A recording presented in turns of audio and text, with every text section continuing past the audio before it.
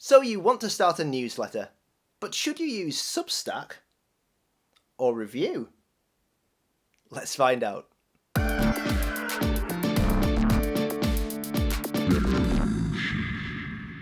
It's Martin SFP Bryant here from Big Revolution. Now, newsletters are all the rage at the moment, and if you've been thinking about starting your own, you might have been wondering what software you should use to create it. Two of the most popular options out there at the moment are Substack and Revue, and in this video we'll look at which one might be the right choice for you. It's worth noting that these are editorial newsletter products. If you want to share your thoughts and opinions, original journalism, or curating news from around the web, they're great. But if you're doing marketing, then something like Mailchimp is much better. But Mailchimp is a far more heavy-duty tool than you need if you're creating an editorial newsletter, and it could be too expensive as well.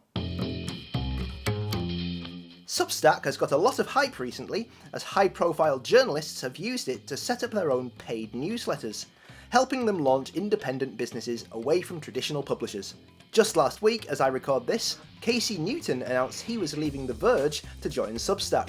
Substack recently said that its top 10 writers earn a total of $7 million in annualized revenue, so there's a lot of money to be made potentially if you can sell a lot of subscriptions to your newsletter. Substack's website has a calculator that explains how much money you could make from paid subscriptions, and that's what Substack wants you to do. They take a 10% cut from your subscription revenue, which is how they make money. But having raised a total of $17.4 million in investment to date, they have a war chest ready to nurture that market. For example, they have a fellowship that offers independent writers grants of up to $100,000 to help them succeed at subscription publishing. And that financial backing also means that they can offer legal assistance to some of their writers, which is something most other platforms certainly would never do. The Substack Defender program is at the moment only open to US-based writers who've enabled paid subscriptions and might attract what Substack calls unreasonable legal pressure, such as abuses of copyright laws, assaults on First Amendment rights, and spurious defamation claims. But if you just want to set up a newsletter and not charge for subscriptions, then Substack is completely free to use.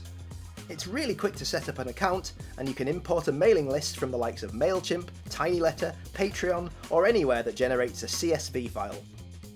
When you're writing, there are all the basic formatting options you'd expect, and you can embed things like tweets, video, and audio by just pasting in the URL. There are special buttons you can add too. Sounds good? Well, it's worth remembering that Substack is really geared towards writing, whether that's original journalism, long-form essays, it could be even fictional short stories. That's the kind of work that makes the most sense to publish on Substack.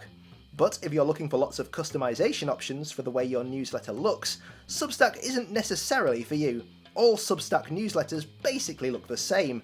The benefit of this is that your newsletter is going to look good no matter what email app your subscribers are using, and the design really does put focus on your writing over anything else.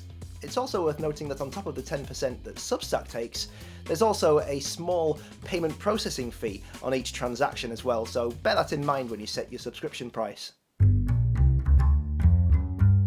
The alternative is Revue. If you're looking for an option that gives you a bit more flexibility over how your newsletter looks and how you present content with things like link previews, Revue has you covered. While you certainly can write long-form articles in Revue, what it's really geared up for is curation.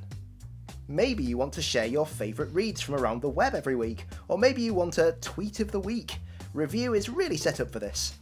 It even has connections to a range of services, so you can easily import, say, links you've shared on Twitter or Facebook, or articles you've saved in Pocket. The browser plugin for desktop and mobile is really handy for quickly importing an interesting article you find on the web too, and once it's imported, you can just drag it into a customizable link preview.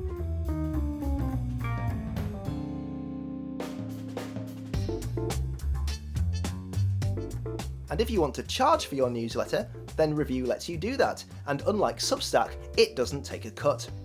Instead, you just connect up Stripe, set your subscription price, and then Stripe collects the money from your subscribers every month, charging a small processing fee each time. Where Revue makes money is in charging you a monthly fee to use the product. Yes, it may have more features than Substack, but you're going to have to pay for them, probably. At the time of recording, it's free for up to 50 subscribers, and then the monthly fee starts from $5 on a sliding scale up to $135 for 40,000 subscribers. You will have to be on a paid plan, even if it's just the $5 a month plan, if you want to do things like customize the look of your newsletter with different colours, or use a custom email address to send your newsletters from. There is a publisher option too, which the Revue website trumps as being used by the likes of Vox Media, Fast Company and VentureBeat. This gives you features like being able to really customize a newsletter in a lot more detail, so things like different fonts, things like that. You can also have an editorial approval workflow, so other people can contribute to your newsletter and then you can sign it off before it's published. And there's lots more as well, things like ad units, so you can have different looking paid ads that you can sell yourself and then include with a dedicated ad unit within the newsletter, but these are features that an individual user probably wouldn't need most of the time. So which should you choose? Hopefully you've got a bit of a clearer idea now. My own newsletter is on Revue. It makes sense for me as I'm curating news and writing about technology. So I pull together different stories in these bullet point sections here. I'm writing an analysis section 5 days a week, and there's always at least one big read that I can drag and drop in, and often an embedded tweet too. And Matt Navarra's popular social media newsletter Geek Out, which I edit, also uses Revue. Again, it's focused on curation, and Matt wanted it to look unique, so Revue works for him. But I do know other people who swear by the way Substack lets you write freely and easily in a clean, simple interface and build a business on top of your newsletter. If you've got any questions about Substack or Revue, leave them in the comments and I'll answer them as soon as possible. If you found this video useful, then please give it a like and hit subscribe, and maybe even the bell as well, so you know when the next big revolution video arrives. That's all for now, I'll see you again soon.